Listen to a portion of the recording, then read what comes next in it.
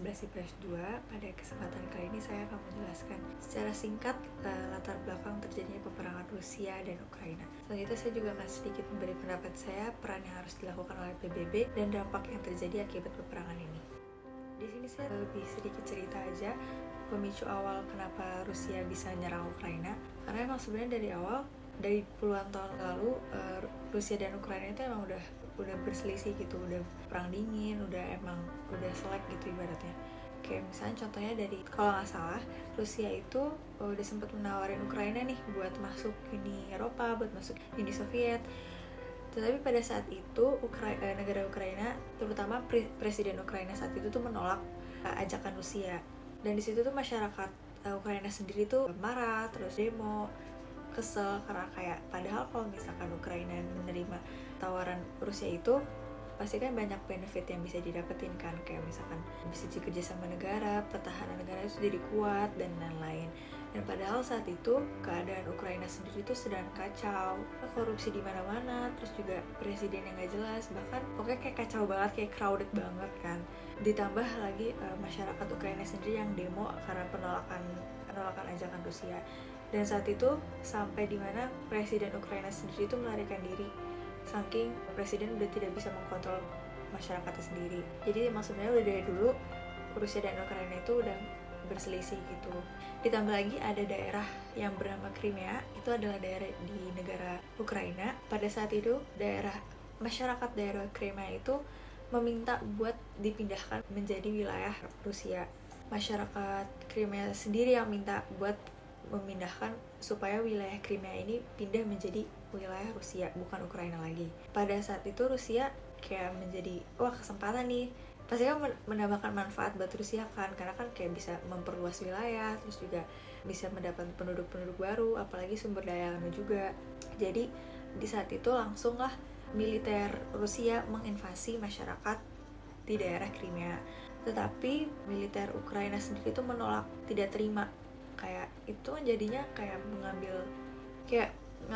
ngambil wilayah orang gitu kan. Tetapi Rusia sendiri punya alasan dong, karena kan kayak di situ pertama emang masyarakat Crimea sendiri yang meminta buat pindahin buat ke Rusia.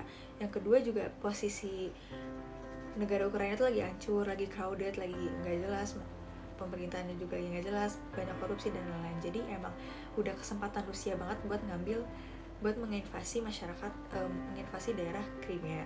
Dan emang udah dari awal kan tuh udah selek banget kan. Ditambah lagi akhir-akhir ini negara Ukraina sendiri tuh deket-deket ke NATO, deket-deket ke musuh-musuhnya Rusia. Padahal kan Rusia sendiri tuh punya ambisi buat menjadi penguasa.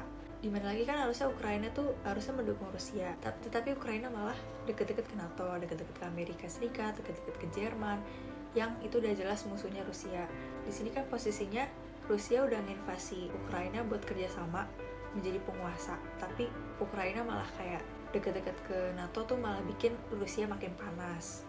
Memang sebenarnya dari awal Rusia udah ngingetin nih kayak jangan deket-deket ke NATO dan lain-lain, tapi emang dari Ukraina itu sendiri yang acuh terhadap peringatan dari Rusia.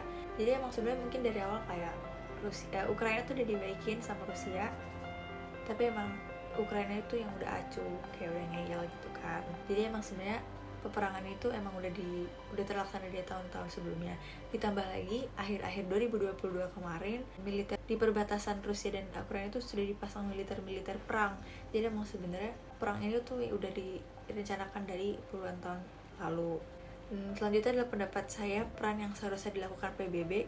Menurut saya seharusnya Dewan Keamanan PBB itu sendiri harus segera turun tangan, segera menyelesaikan peperangan ini dan menyelesaikan secara damai melalui diplomasi dua negara supaya dampaknya tidak semakin buruk gitu. Dan seharusnya menurut saya itu kedua negara itu tuh harusnya menghormati hukum internasional dan piagam PBB sendiri dan mengenahi integritas dari suatu wilayah negara, serta mengecam setiap tindakan yang mengancam teritorial dan kedaulatan suatu negara. Dan seharusnya kedua belah pihak mengedepankan perundingan diplomasi untuk menyelesaikan konflik secara damai dan penyelesaian itu mengutamakan keselamatan gitu. Dan selanjutnya adalah dampak dari perang Rusia dan Ukraina itu sendiri. tentunya tidak hanya dirasakan oleh dua negara itu dan pendukungnya, pastinya juga kita rasakan secara global, secara mendunia, secara menyeluruh, terutama pada sektor ekonomi dan politik. Dan dampak dari peperangan ini sendiri sangat membahayakan keselamatan rakyat dan mengancam perdamaian serta stabilitas kawasan di dunia. Mungkin segitu saja penjelasan saya pada kali ini. Mohon maaf bila ada kesalahan kata, kesalahan informasi, dan kesalahan perbuatan. Terima kasih. Wassalamualaikum warahmatullahi wabarakatuh.